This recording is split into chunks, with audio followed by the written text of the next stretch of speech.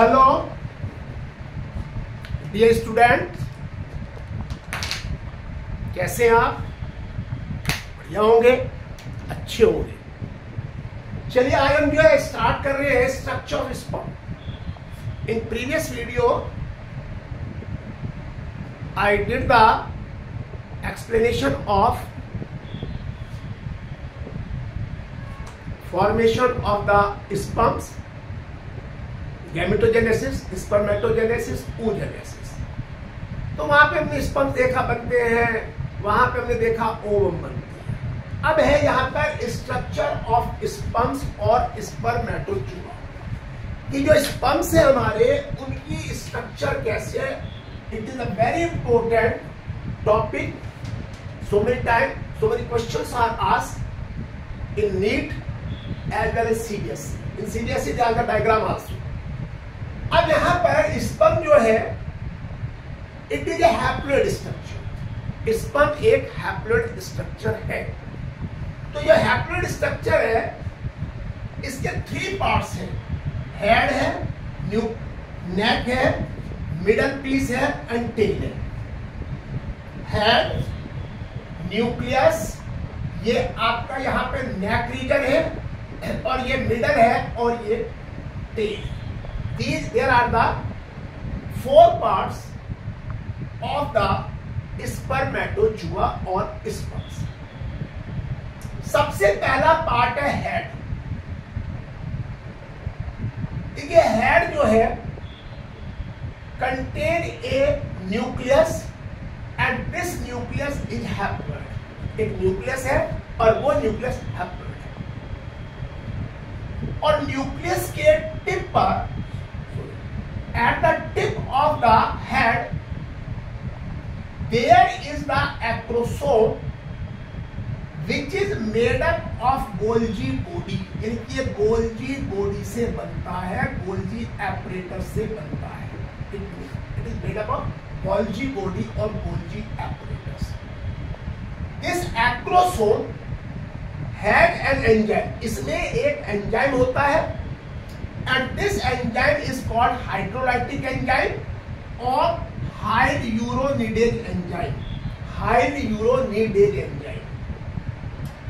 The function of this enzyme to dissolve the wall of the or membrane of the ovum at the time of fertilization।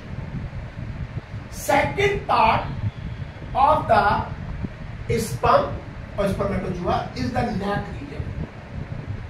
In neck region, इस neck region में you are seeing 2 red dots। 2 लाल रंग के dot हैं। One is the proximal centriole which is near to the head।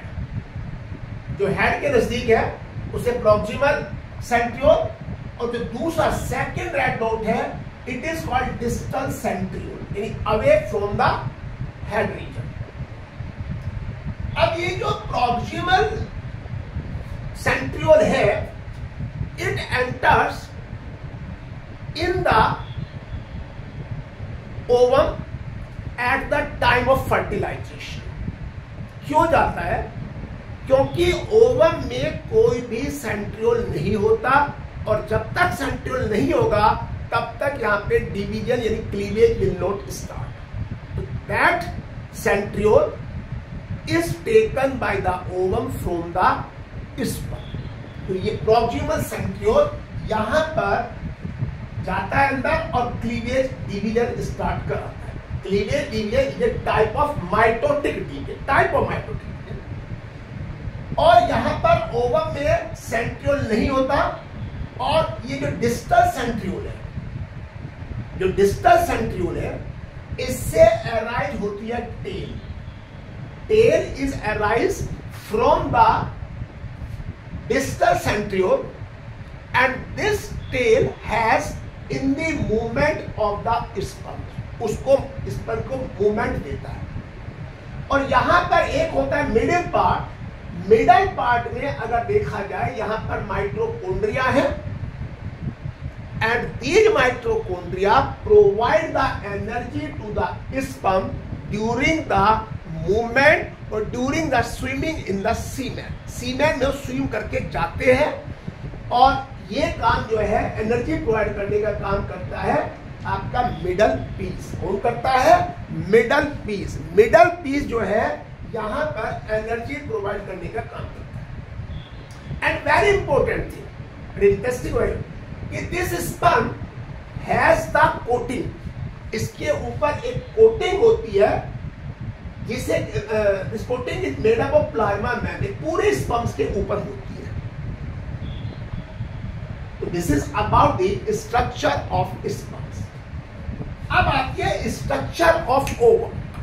देखिए ovum की अगर बात करें और ओटिड की, it is also a haploid body, लेकिन दिस हैप्लॉइड बॉडी और ovum is produced when the sperm reaches near the ovum and try to penetrate, then there the meiosis secondary take place, and this secondary oocyte change into the ovum.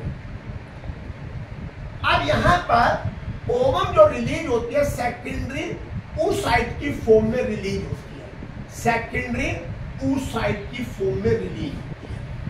इसमें meiosis division होता है जब fertilisation होता है।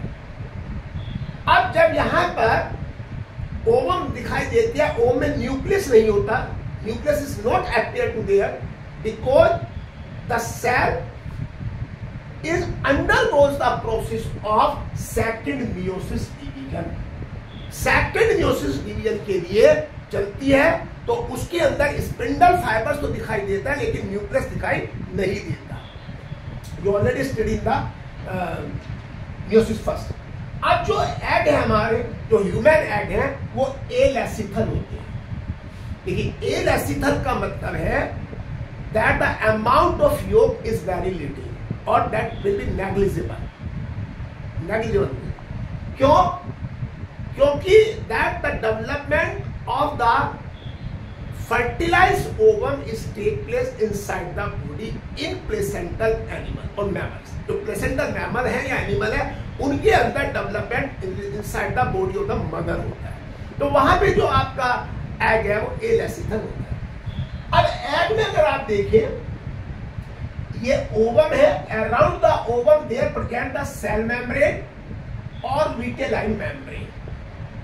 Cell membrane और vitelline membrane है, और ये जो विटेलाइन मेम्ब्रेन है it is surrounded by the zona pellucida, this is non cellular tissue. ये make the covering around the vitelline membrane and outer side present the corona radiata, cell present होती है, और ovum has the ooplasm, it is a type of cytoplasm. Ovum के अंदर तो ऊप्लान कहते हैं इसको, समझिए।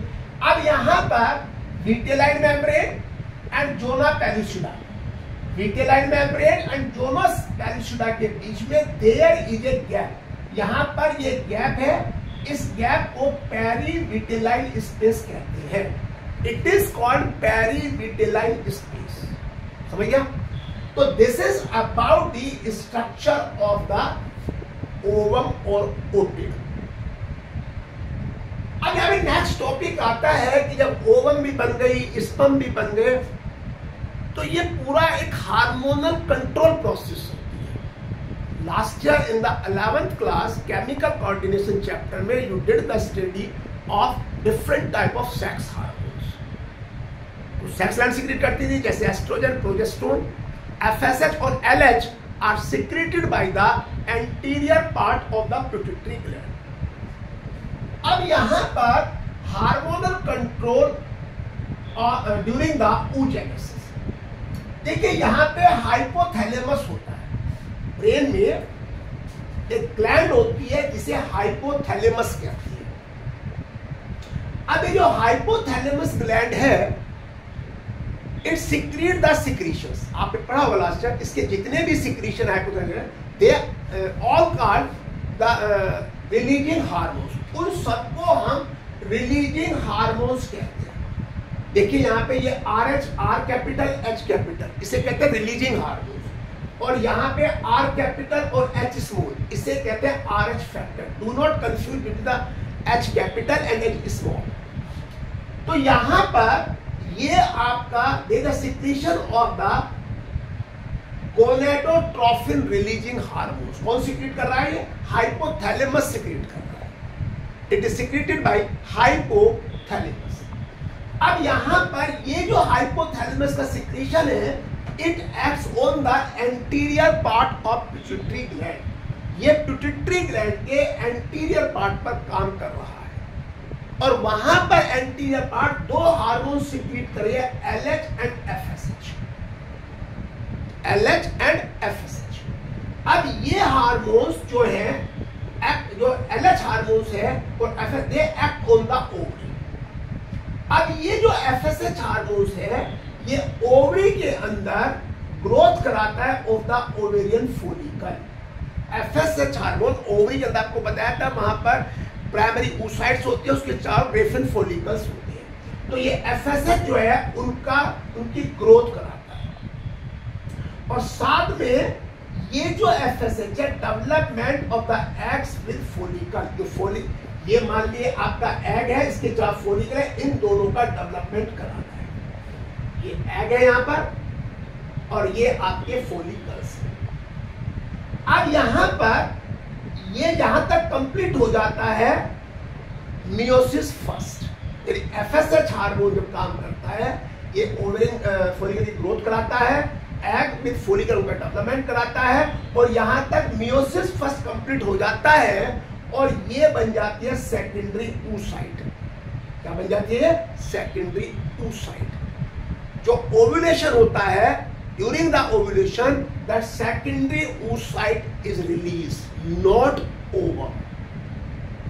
Not ovum. Ovum produce at the time of fertilization. Produce होते हैं किससे? सेकेंडरी oocyte से प्रोड्यूस होती है। अब यहाँ पर आपका एक LH हार्मोन्स भी है। ये LH हार्मोन्स कॉर्पस ल्यूटियम को इंड्यूस करता है। कॉर्पस ल्यूटियम, ओव्यूलेशन होता है तो ओव्यूलेशन के टाइम में जो आपकी सेकेंडरी oocyte है, उसके चारों ओर एक टिश्यू होता है। This tissue is called corpus luteum. और ये कॉर्पस ल्यूटियम प्रोजेस्टेरोन हार्मोन्स को सिक्रीट करता है। किसको सिक्रीट करता है? प्रोजेस्टेरोन हार्मोन्स को।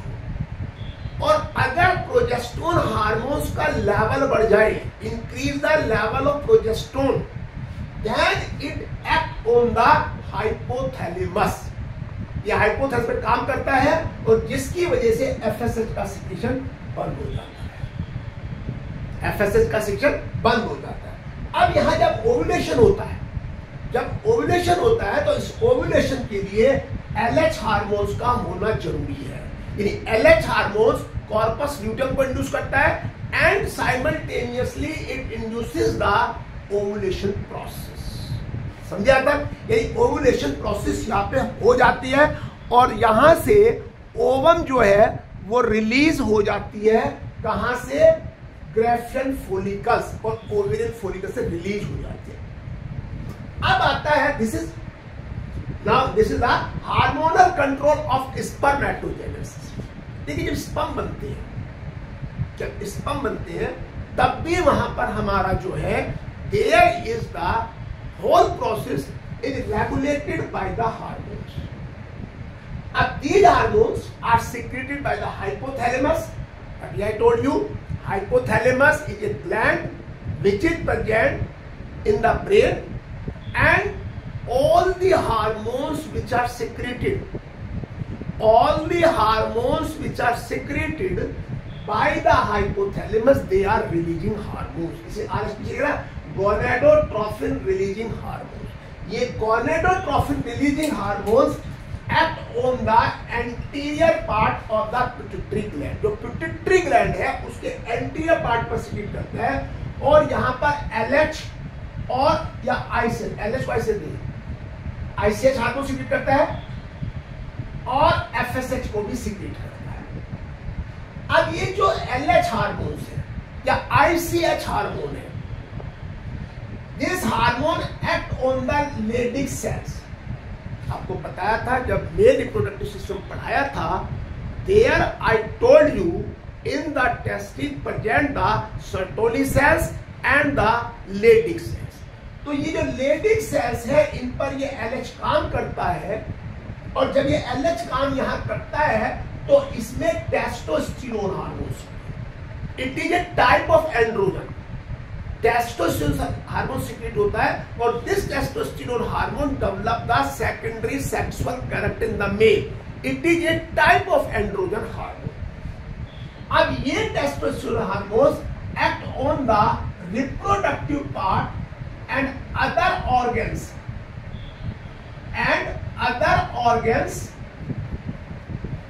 ऑफ द रिप्रोडक्टिव सिस्टम, उन सब पे काम करता है। ये जो टेस्टोस्टेरोन हार्मोन्स है ये आपके सेकेंडरी सेक्सुअल कैरेक्टर को डेवलप करता है। अब देखिए यहां पर FSH हार्मोन है, अनदर हार्मोन। ये हार्मोन सर्टोली सेल पर काम करता है, सर्टोली सेल नरिशमेंट प्रोवाइड करती है। अब ये जब सर्टोली सेल पे काम करता है तो ये स्टिमुलेट द स्पर्मेटोजेनेसिस। FSH यहां काम करता है और यहां से काम करने पर ये स्टिमुलेट करता है प्रोसेस ऑफ स्पर्मेटोजेनेसिस, स्पर्म के बनने को करता है। दूसरा हार्मोन से सर्टोली सेल सीक्रेट करती है जो कि प्रोटीन है, another hormone which is secreted by the Sertoli sales, it is A protein, इसे कहते हैं इनहिबिन प्रोटीन। ये इनहिबिन प्रोटीन जब ज्यादा सीक्रेट होती है तो ये FSH हार्मोन के सीक्रेशन को सप्रेस कर देती है। It suppresses the secretion of FSH hormone, यानी FSH हार्मोन कम हो जाएगा तो यहां पर ये काम स्पर्मेटोजेनेसिस का रुक जाएगा। This is about the hormonal control of spermatogenesis. इसके बाद प्यूबर्टी आती है। अब देखिए क्या होता है कि जब यहां पर हमारे गैमेट्स बन गए, स्पर्म बन गया, ओवम बन गई, सब कुछ बन गया, अब हमारी जो एक एज है when we are sexually mature, जब सेक्सुअली मैच्योर हो जाते हैं our reproductive organs are also develop, वो भी डेवलप हो जाते हैं, समझे? तो then stage is come which is called puberty. Puberty क्या है? It is the age in the life of a person when the person become sexually mature. Sexually mature हो जाता है, सेक्सुअल ऑर्गन्स डेवलप हो जाते हैं, इसे हम प्यूबर्टी कहते हैं। और जब प्यूबर्टी आती है मेल में स्पर्मेटोजेनेसिस शुरू हो जाता है, फीमेल में ओवुलेशन की प्रोसेस शुरू होने का काम बन जाता है, उसे प्यूबर्टी कहते हैं। और ये प्यूबर्टी जो है is variable in male and female. Female में प्यूबर्टी जल्दी आ जाती है, 9, 10, 11 साल में आ जाती है, और मेल में प्यूबर्टी थोड़ी लेट आती है, 13, 14 साल के करीब आती है। इसके बाद आता है मिनार्क।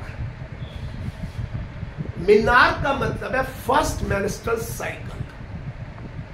First menstrual cycle, when it is the time when the first menstrual cycle starts in female, it is called मिनार्क।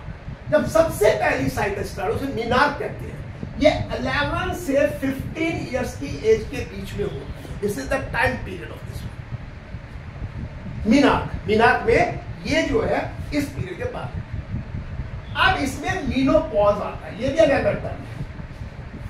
देखिए मीनोपॉज का मतलब क्या है कि when the menstrual cycle is completely stop, जब मेंस्ट्रुअल रुक जाती है, बिल्कुल रुक जाती है, उसे हम मीनोपॉज कहते हैं। अब ये मीनोपॉज जो होता है in female occur between the 45 to 50 और 55 ईयर्स, 45 से 50 और 55 साल के बीच में मीनोपॉज आ जाता है। मीनोपॉज का मतलब when female is not able to do the ovulation, or there is no menstrual cycle in the female. It is called menopause. This is about the topic of the structure sperm and hormonal control, structure of ovum. आपको video देखेंगे तो आपको video definitely पसंद आएगी, और आप video को like करिए, शेयर करिए, कमेंट करिए और सब्सक्राइब करना तो बिल्कुल मत भूलें, क्योंकि आपका सब्सक्रिप्शन ही सब कुछ है। तो देखिए, मेरा टेलीफोन नंबर है 9818220957। It is my contact number, single son. Thank you for this one.